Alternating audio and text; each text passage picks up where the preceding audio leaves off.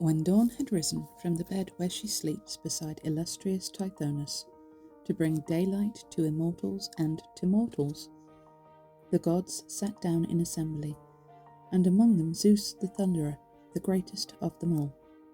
The imprisonment of Odysseus in Calypso's home was heavy on Athene's heart, and she now recalled the tale of his misfortunes to their mind. Father Zeus, and you are the blessed gods who live forever. Kindness, generosity, and justice should no longer be the aims of any man who wields a royal scepter. In fact, he may as well just devote his days to tyranny and lawless deeds. Look at Odysseus, that admirable king. Today, not one of the people he once ruled like a loving father gives him a single thought. He is left to languish in misery in the island home of the nymph Calypso, who keeps him captive there.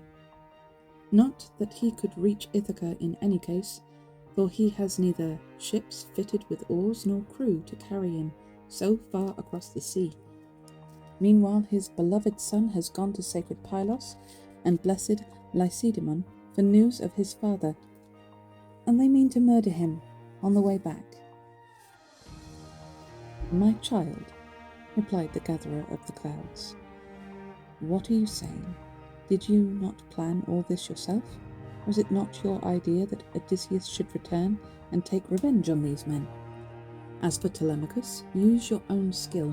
You have the power to bring him back to Ithaca safe and sound, and let the suitors sail home again in their ship with nothing accomplished. Zeus now turned to Hermes, his beloved son. Another one?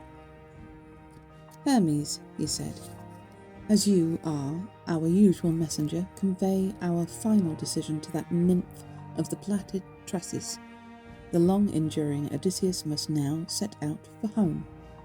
On the journey he shall have neither gods nor men to help him. He shall set out on a raft put together by his own hands, and on the 20th day, after great hardship, reach Scheria, the rich country of the Phaeacians, who are close to the gods. They will take him to their hearts and treat him like a god. They will convey him by ship to his own land, giving him bronze, gold, and woven materials in such quantities as he never could have won for himself from Troy, even if he had come away with his fair share of the spoil. This is how it is ordained that he shall see his friends and come to his high-roofed house and his native land once more. Zeus had spoken. His messenger, the giant killer, obeyed. Immediately he bound on his feet the lovely sandals of untarnishable gold that carried him with the speed of the wind over the water or the boundless earth, and he picked up the wand, which he can use at will to cast a spell upon men's eyes or waken them from sleep. With this wand in his hand, the mighty giant killer made his flight. From the upper air he dropped into the Pierian range, and from there swooped down on the sea, and skimmed the waves like a seagull, drenching the feathers of its wings with spray as it pursues the fish down fearsome troughs of the unharvested deep. So Hermes rode wave after wave, till at length he reached the remote island, where, leaving the blue waters of the sea, he came to the great cavern where the nymph of the lovely locks was living. He found her at home. A large fire was blazing on the hearth, and the scent from burning logs of juniper and cedar was wafted far across the island. Inside, Calypso was singing with her beautiful voice as she went to and fro at her loom, weaving with a golden shuttle. The cave was sheltered by a copse of alders and fragrant cypresses, which was the roosting place of wide-winged birds, horned owls and falcons, and cormorants with the long tongues, birds of the coast, whose business takes them down to the sea. Trailing round the mouth of the cavern was a thriving garden vine, with great bunches of grapes. From 4 separate but neighbouring springs, 4 crystal rivulets were channelled to run this way and that, and in soft meadows on either side, iris and wild celery flourished. It was indeed a spot where even an immortal visitor must pause to gaze in wonder and delight. The messenger, the giant killer, stood and gazed at the scene. When he had gazed at it all to his heart's content, he passed into the great cavern. The goddess Calypso knew him the moment she raised her eyes to his face, for none of the immortal gods is a stranger to his fellows, even though his home may be remote from theirs. As for the lion-hearted Odysseus, Hermes did not find him in the cave, for he was sitting disconsolate on the shore in his accustomed place, tormenting himself with tears and sighs and heartache, and looking out across the barren sea with streaming eyes. The divine Calypso seated Hermes on a brightly polished chair and asked him, "Hermes of the Golden Wand, what brings you here? You are an honoured and welcome guest, though in the past your visits have been few. Tell me what is in your mind, and I will gladly do what you ask of me, if I can, and if it must be so. But first follow me inside and let me offer you hospitality." The goddess now put some ambrosia on a table, drew it to his side, and mixed him a cup of red nectar. The messenger, the giant killer, began to eat and drink, and when he had dined and refreshed himself, he answered Calypso's questions. As one immortal to another, "You ask me what has brought me here. Since you command me, I shall tell you frankly. It was Zeus who sent me. It was no wish of mine to come, for who would choose to race across that vast expanse of salt water? It seemed unending, and not a city on the way, not a mortal soul to offer a choice sacrifice to a god. But when Zeus, who bears the aegis, makes up his mind, it is impossible for any other god to thwart him or evade his will. He says that you have with you here a man who has been dogged by misfortune, more so indeed than any of those with whom he shared the 9 years of fighting round the walls of Troy, and left for home when they had sacked it in the 10th. In setting out, they gave offence to Athene, who raised a violent gale, and heavy seas against them. His noble companions were lost to a man, but he himself was swept here by the wind and waves, and now Zeus bids you send him off without delay. He is not doomed to end his days on the island, away from all his friends. He is destined to see his friends and come to his high-roofed house and his native land once more." At his words, the divine Calypso shuddered. Her words winged their way to him. "You are hard-hearted, you gods, and unmatched for jealousy. You are outraged if a goddess sleeps openly with a man, even if she has chosen him as her husband. You were the same when rosy-fingered Dawn fell in love with Orion. Free and easy yourselves, you were outraged at her conduct, and in the end chaste Artemis of the Golden Throne rose, attacked him in Ortygi with her gentle arrows and left him dead. They're hardly gentle then, are they? And so again, when the lovely Demeter gave way to her desire and made love to her beloved Iasion in the field of the 3-ploughed furrows, Zeus heard of it quickly enough and struck him dead with his blinding thunderbolt. And now it is my turn to incur the envy of you gods for living with a mortal man, a man whom I rescued from death as he was drifting alone astride the keel of his ship, when Zeus had shattered it with his lightning bolt out on the wine-dark sea, and all his fine comrades were lost. But he was driven to this island by the wind and waves, and I welcomed him with open arms. I tended him. I offered to make him immortal and ageless. But now, since no god can evade or thwart the will of aegis-bearing Zeus, let him go. If Zeus insists that he should leave, then let him be gone across the barren water, and good riddance to him. But I will not help him on his way, not I. I have no ship fitted with oars, no crew to carry him so far across the seas.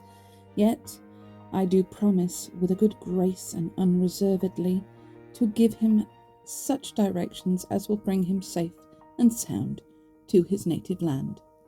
She's a bit of a child, really, isn't she? They're taking her toy away from her. She was all, "Oh, hi, Hermes, nice to see you. What do you want?" I'd like Odysseus freed. You bastard! Then send him off at once, the messenger, the giant killer said, and so avoid provoking Zeus, or he may be angry and punish you one day. With this, the mighty giant killer took his leave.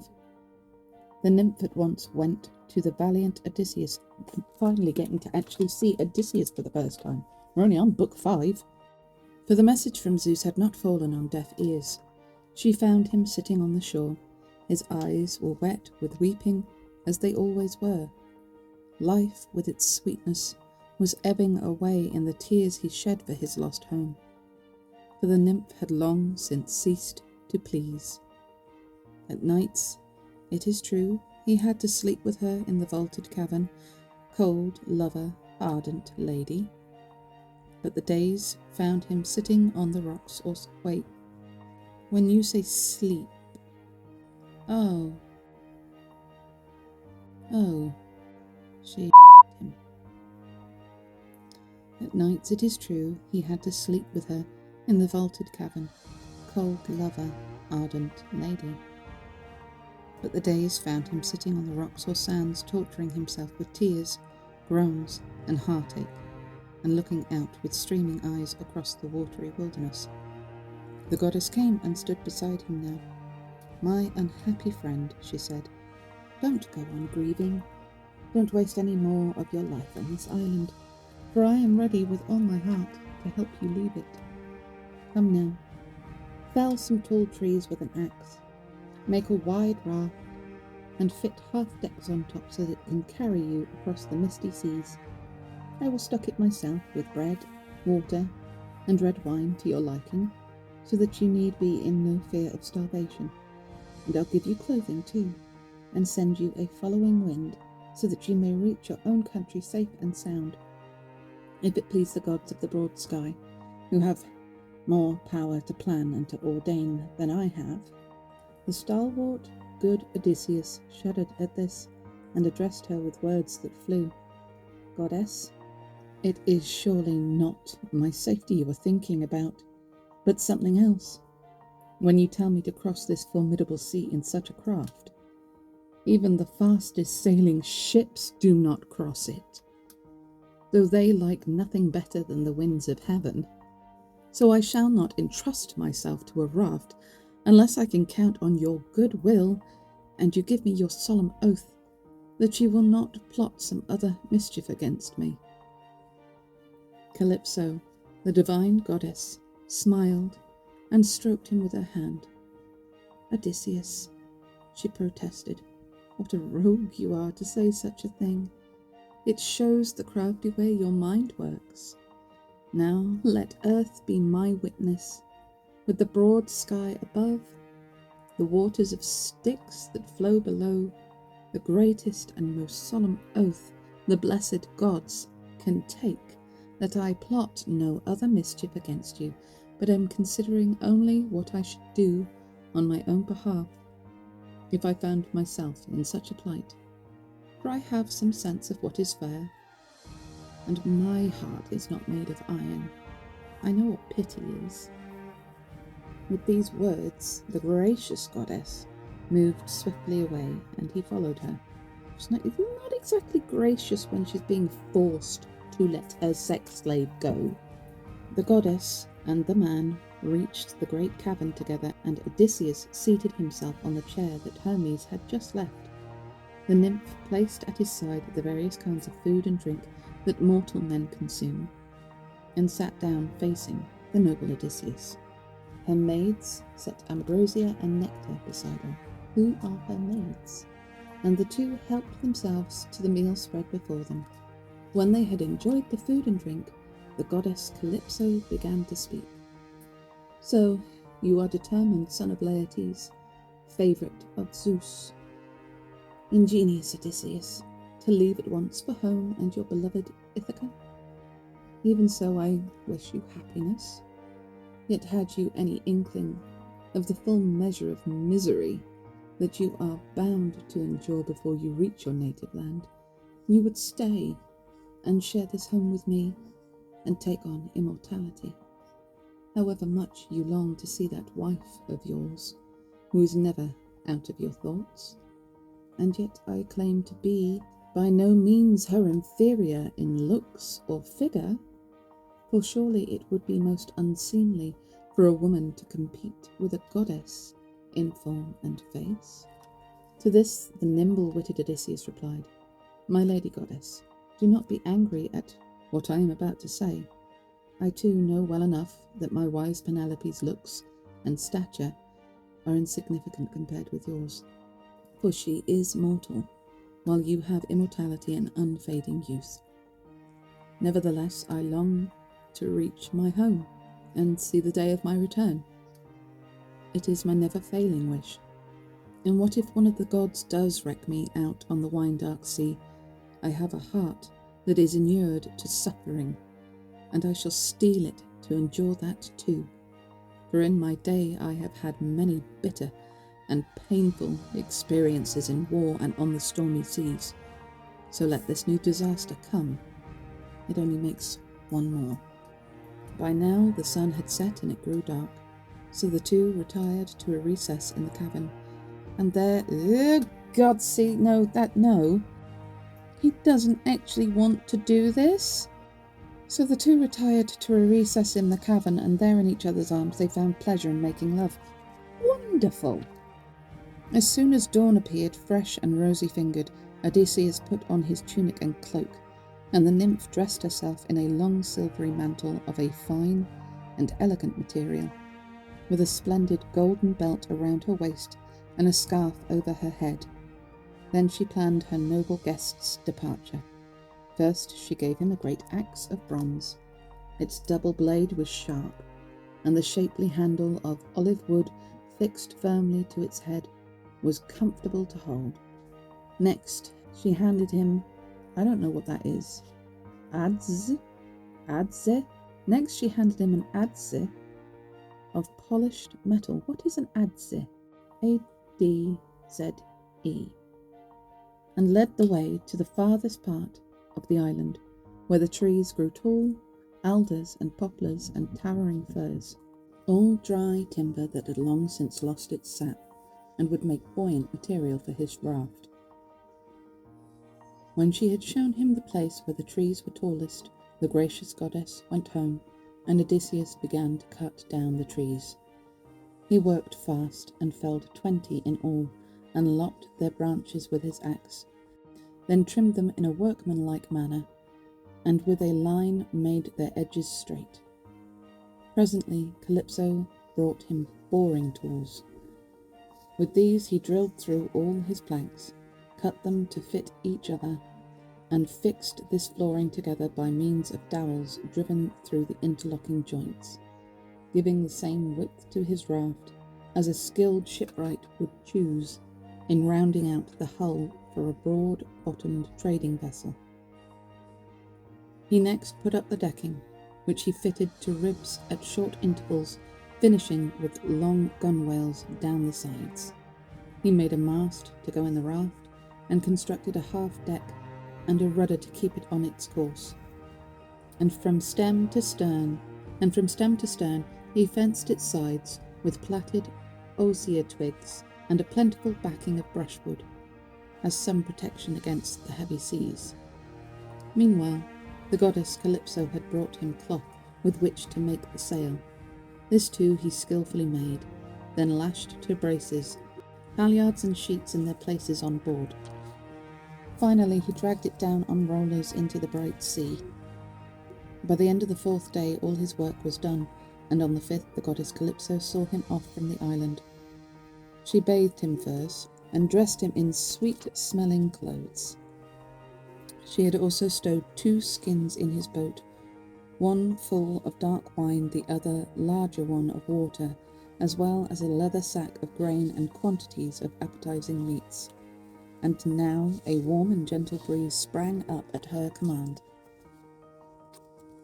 It was with a happy heart that the noble Odysseus spread his sail to catch the wind, and skilfully kept the raft on course with the rudder. There he sat, and never closed his eyes in sleep, but kept them on the Pleiades, or watched the late-setting booties.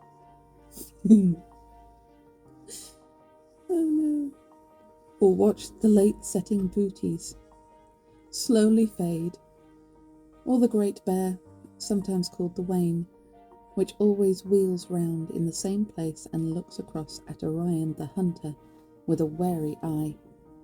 It was this constellation, the only one which never sinks below the horizon to bathe in ocean's stream, that the wise goddess Calypso had told him to keep on his left hand as he sailed across the sea. So for 17 days he sailed on his course, and on the 18th there came into view the shadowy mountains of the Phaeacians' country, which jutted out to meet him. The land looked like a shield laid on the misty sea. But now Poseidon, lord of the earthquake, who was on his way back from his visit to the Ethiopians, observed him from the distant mountains of Solymi. The sight of Odysseus sailing over the seas enraged him. He shook his head and said to himself, "Damnation! I had only to go to Ethiopia for the gods to change their minds about Odysseus, and there he is, close to the Phaeacians' land, where he is destined to bring his long ordeal to an end. Nevertheless, I mean to let him have a bellyful of trouble yet." With that he marshalled the clouds, and seizing his trident in his hand, stirred up the sea. He roused the stormy blasts of every wind that blows, and covered land and water alike with a canopy of cloud. Darkness swooped down from the sky.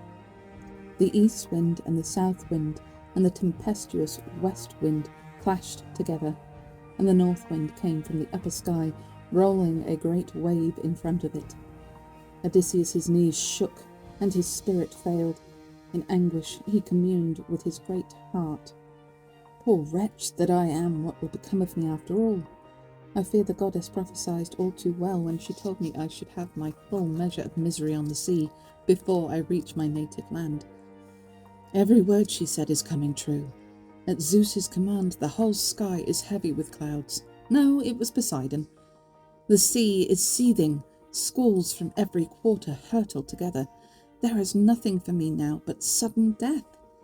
3 and 4 times blessed are those countrymen of mine who fell long ago on the broad plains of Troy in loyal service to the sons of Atreus.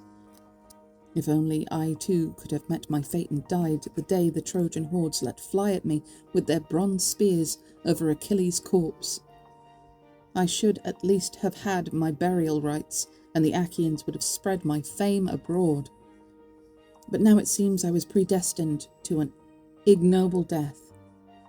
As he spoke, a mountainous wave, advancing with awesome speed, crashed down upon him from above and whirled his raft round. The rudder was torn from his hands, and he himself was tossed off the raft. At the same moment, the warring winds joined forces in one tremendous gust, which snapped the mast in two and flung the sail and half-deck far out into the sea. For a long time, the water kept him under. Weighed down by the clothes which the goddess Calypso had given him, he could not quickly fight his way up against the downrush of that mighty wave. But at last he reached the air and spat out the bitter brine that poured down his face. Exhausted though he was, he did not forget his raft, but struck out after it through the surf, scrambled up, and sitting in the middle of it avoided the finality of death. The heavy seas thrust him with the current this way and that, like the north wind at harvest time tossing about the fields, a ball of thistles that have stuck together. The gusts drove his craft hither and thither over the sea. Thither is a good word, you don't hear that very often. Now the south wind would toss it to the north to play with, and now the east would leave it for the west to chase. But there was a witness of Odysseus' plight. This was the daughter of Cadmus. I know, of the slim ankles.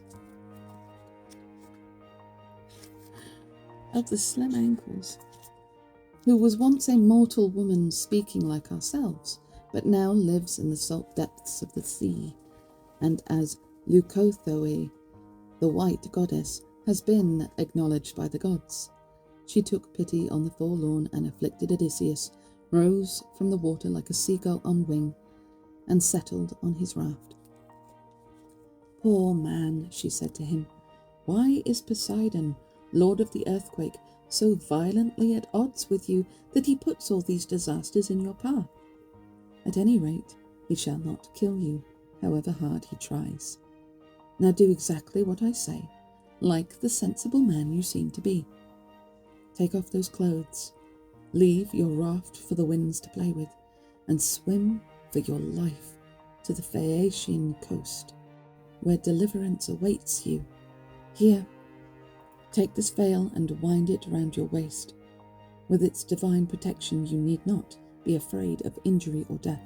But directly you touch the dry land with your hands, undo the veil and throw it far from the shore into the wine-dark sea. As you do so, turn your eyes away." As she spoke, the goddess gave him the veil, and then like a gull she dived back into the turbulent sea, and the dark waters swallowed her up. Stalwart Odysseus was left in perplexity and distress, and once more took counsel with his indomitable soul, saying with a groan, "I'm afraid this is one of the immortals, setting a snare to catch me, with her advice to abandon my raft. No, I will not leave the raft for a moment. I saw with my own eyes how far the land is where she promised me salvation. I shall do what I myself think is best. As long as the joints of the planks hold fast, I shall stay where I am and endure the suffering. But when the seas break up my raft, I shall swim for it. I cannot think of anything better." As Odysseus was turning this over in his heart and his mind, Poseidon, the Earthshaker, sent him another monster wave. Grim and menacing, it curled above his head, then hurtled down and scattered the long timbers of his raft, as a boisterous wind will toss a dry heap of chaff and scatter it in all directions. Odysseus scrambled onto one of the beams, and sitting astride like a rider on horseback, cast off the clothes that divine Calypso had given him. Then he wound the veil round his waist, and with his arms outstretched, plunged headlong into the sea, and boldly struck out. The lord Poseidon saw him, shook his head, and said to himself, "Well, so much for you. Now make your miserable way across the sea until you come into the hands of a people favoured by the gods. Even so, I don't think you'll find any fault with your buffeting." With this, Poseidon lashed his long-maned horses and drove to Aegae, where he had his famous palace. At this point, Athene, daughter of Zeus, decided to intervene. She checked all the other winds in their courses, bidding them calm down and go to sleep. She summoned the strong north wind, with which she flattened the waves in the swimmer's path, so that Odysseus, favourite of Zeus, might be rescued from the jaws of death and come into the hands of the seafaring Phaeacians. For 2 nights and 2 days he was driven by the heavy seas. Man has not slept, my God. Time and again he thought he was doomed, but in the morning of the 3rd day, which dawn with her beautiful tresses opened in all her beauty, the wind dropped. A breathless calm set in, and Odysseus, keeping a sharp lookout, caught a glimpse of land close by as he was lifted by a mighty wave. He felt all the relief that a man's children feel when their father, who has been in bed wasting away with a long painful illness, in the grip of some malignant power, passes the crisis by the gods' will, and they know that he will live. Odysseus's happiness was like that when he caught that welcome glimpse of earth and trees. He swam quickly on in his eagerness to set foot on solid ground, but when he had come within shouting distance of the shore, he heard the thunder of surf on a rocky coast. With an angry roar, the great seas were battering at the rocky land, and all was veiled in spray. There were no coves, no harbours that would hold a ship, nothing but headlands jutting out, sheer rock and jagged reefs. When he realized this, Odysseus's knees grew weak and his heart failed. In his misery, he communed with his courageous spirit. "Oh, misery," he groaned. "Against all hope, Zeus let me see land after I won my way across that vast expanse of water. only to find there is no escape from the foaming sea, and all my efforts will have been in vain. Offshore, the pointed reefs, all around a raging sea, behind a smooth, sheer cliff. Deep water near the shore, no place where a man can touch bottom and scramble to safety. If I try to land, I may be lifted by a roller and dashed against the solid rock. And I'd have had my trouble for nothing. If I swim further down the coast on the chance of finding a natural harbour, where the waves strike the beach sideways, I'm afraid another squall will snatch me and drag me out groaning into the teeming deep. Or some demon may let loose against me one of the many monsters that the great Amphitrite breeds in her seas, and I am well aware that the famed earth-shaker is at odds with me. This inward debate was cut short by a tremendous wave which swept him forward to the rugged shore, where his skin would have been torn off him and all his bones broken, had not the bright-eyed goddess Athene put it into his head to grab hold of a rock with both hands as he was swept in. He clung there groaning, while the great wave swept by, but no sooner had he escaped its fury than its backward rush caught him with full force and flung him far out to sea. Pieces of skin stripped from his Pieces of skin stripped from his sturdy hands were left sticking to the crag, like the pebbles that stick to the suckers of a squid when it is torn from its lair. The great surge hid him, and there the unhappy man would have come to an unpredestined end, if Athene had not given him a good idea. He struggled on the surface, swam clear of the coastal breakers, and then swam along outside them, keeping an eye on the land, in the hope of lighting on some natural harbour with shelving beaches. Presently his progress brought him to the mouth of a fast-running stream, which seemed to be the best place, because it was clear of rocks and sheltered from the winds. The current told him that he was at a river's mouth, and in his heart he prayed to the god of the stream. "Hear me, Lord, whoever you are. I come to you as many others have come, with a prayer. I am a fugitive from the sea and from Poseidon's malice. Any poor wanderer who comes in supplication is given respect, especially by the immortal gods. I am such a man, and I now turn to you after much suffering, and seek the sanctuary of your stream. Take pity on me, master, I am your suppliant." In answer to his prayers, the river checked its current, and holding back its waves, made the water smooth in the swimmer's path, and so brought him safely to land at its mouth. Odysseus's knees gave way, and his sturdy arms sagged. He was exhausted by his struggle with the sea. All his flesh was swollen, and streams of brine gushed from his mouth and nostrils. Winded and speechless, he lay there too weak to stir, overwhelmed by a terrible fatigue. Yet directly he got his wind and breath came into his lungs, he unwound the goddess's veil from his waist and let it drop into the river as it rushed out to sea. The strong current swept it downstream, and in a moment it was in Ino's hands.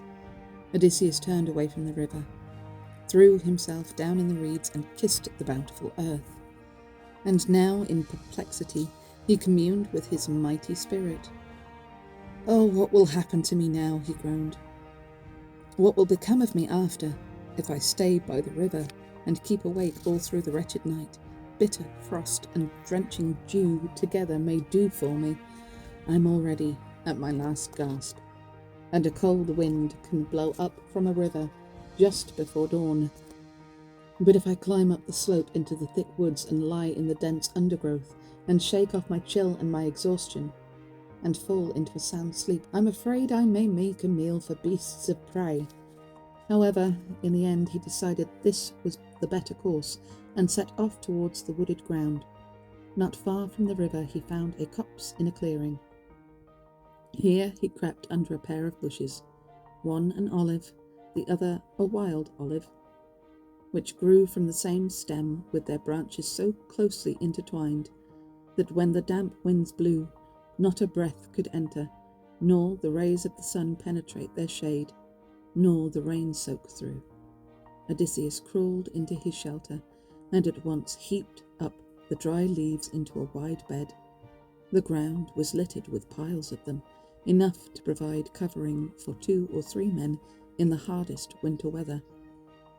The noble, long-suffering Odysseus was delighted with his bed, and lay down in the middle of it, covering himself with a blanket of leaves. This he did as carefully as a farmer on a lonely farm, far away from any neighbours, buries a glowing log under black ashes to keep his fire alive, and save him from having to seek light elsewhere. And now Athene filled his eyes with sleep and sealed their lids. Sleep to soothe his pain and utter weariness.